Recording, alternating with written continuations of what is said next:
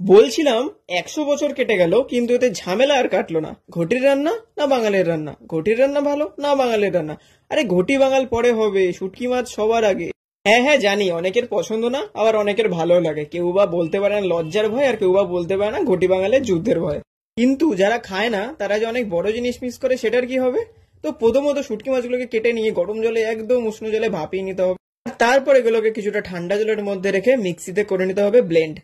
আর একটা কথা, শুটকি মাছ অনেকের পছন্দ না পার্সোনালি স্মেলের জন্য, কিন্তু সত্যি এটা খুবই টেস্টি। ঘটি বাঙাল পরে হোক, শুটকি মাছটা আগে হোক। আর তারপরে মশলাকে কষিয়ে বাটা শুটকিটাকে এরকম ভাবে দিয়ে একদম ঝাল ঝাল শুটকি মাছ বাটা, আর তার সাথে গরম গরম ভাত, একটা কাঁচা পেঁয়াজ, আহা হা হা। স্বর্গ মানে এটাই বোঝায়। আরে ঘটি বাঙালের যুদ্ধ পরে হোক না, আগে একগাল খেয়েই নি। চাটা তো বাড়িতেই বানিয়ে খান, তাহলে বিস্কুটটা কেন কিনে খাবেন? এই ভিডিওটা দেখে নিন, আর কিনতে হবে না। না আপনার বিস্কুট ফাটবে, না আপনার বিস্কুট জ্বলবে, তাও আবার গ্যাসে বানাবো। তো প্রথমত 1 কাপ ময়দা, গুঁড়ো দুধ, আর কিছুটা গুঁড়ো চিনি, আর তার মধ্যে পরিমাণ মতো নুন আর একটু বেকিং সোডা। এগুলো দিয়ে একবার ভালো করে হাত দিয়ে মেখে নিন। আর তার মধ্যে দিয়ে দিন কিছুটা রিফাইন্ড অয়েল। আপনার যদি পয়সা বেশি হয়ে থাকে, পকেট থেকে পড়ে যাচ্ছে, তাহলে আপনি একবার বাটার ইউজ করুন। সবটাকে দিয়ে একবার আরো ভালো করে মেখে নিন। ঠিক এরকম একটা হার্ড হবে যাতে ভেঙে যায়, এটা খাস্তা টাইপের। তারপরে এর মধ্যে মিশিয়ে দিন কিছুটা দুধ, উষ্ণ গরম। এটাকে দিয়ে একটা সফট ডো বানিয়ে নেবেন। আর তার কি, তারপর এটাকে বেলুন আস্তে আস্তে, বেশি পাতলা বেলবেন না, মোটা মোটা। আর আপনি চাইলে এটাকে গোল গোল করতে পারেন, বা এরকম হাত দিয়ে লম্বা লম্বা শেপও দিতে পারেন। এরকম শেপ দিলে বিস্কুটগুলো খেতেও ভাল লাগে আর দেখতেও ভাল লাগে। আর এটাকে বেক করুন লো ফ্লেমে, বাটার পেপার বা অয়েল ব্রাশ করে। আর পাড়ার পচাদাকে বলুন টাটা, কালকে থেকে আর আসবো না বিস্কুট নিতে, কারণ আমি বানানো শিখে গেছি। ভিডিওটা সেন্ড করুন আপনার চা খোর ফ্রেন্ডদের, যাতে চা ছাড়া সন্ধ্যা কাটে না। সবুজ সবুজ কাবাব দেখে যদি কেউ নাক ছিটকিয়েছে না, তাহলে খুব খারাপ হয়ে যাবে, কেননা খুবই টেস্টি কাবাব এটা।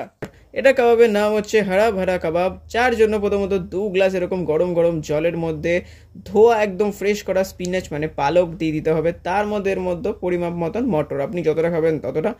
কিছুক্ষণ এটাকে 5 থেকে 2 মিনিট এটাকে বয়েলড করে নিয়ে নুন দিয়ে এটাকে ইনস্ট্যান্ট ঠান্ডা জলে ট্রান্সফার করতে হবে, কিছুটা এরকম।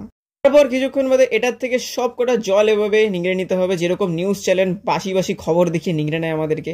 আর তার মধ্যে কিছুটা রসুন আর আদা, রসুনটা এখানে অপশনাল, আপনারা দিতে চাইলে দিতেও পারেন বা না। এরকম একটা ফাইন পেস্ট বানানোর পরে এর মধ্যে রোস্টেড ছাতু বা বেসন রোস্টেড, আর কিছুটা গরম মশলা, আর সিদ্ধ করা 4 থেকে 5খানা আলু দিয়ে ভালো করে এরকম মেখে নিতে হবে হাত বা কিছু সাহায্যে। তার মতন টেস্ট অনুসারে নুন। আর তারপর কি এরকম ছোট ছোট হাতের মাধ্যমে গোল বানিয়ে কাবাবের মতন শেপ দিয়ে, আর ওপর থেকে দিয়ে দিন 1 টুকরো কাজু। আর তারপরে হালকা তেলে এটাকে শ্যালো ফ্রাইড করুন আর খাওয়ান। বেশি না, একদম লো ফ্লেমে 3 থেকে 4 মিনিট এই পাশ ওই পাশ করে ভেজে নিন। ব্যাস, তারপর কি আপনার রেডি কাবাব। এবার আপনি খাওয়ান, কিন্তু সাবস্ক্রাইব ফলো না করে কেউ যদি খায় না, পেট খারাপ করবে।